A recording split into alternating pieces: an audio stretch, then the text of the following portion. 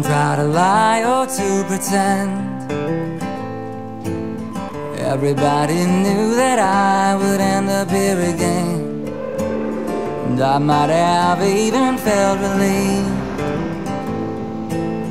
if only Lucy wasn't counting on me. But don't let her see me in this place.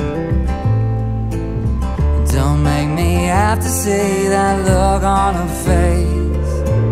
And so here's what I need you to do.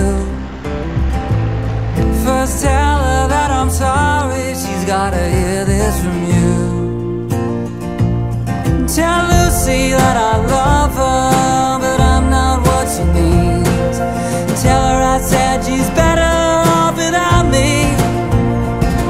Tell Lucy that I love her, but I've gotta set her free. Tell Lucy not to worry.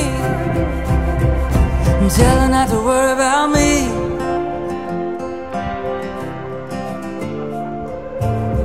Then give her everything I own.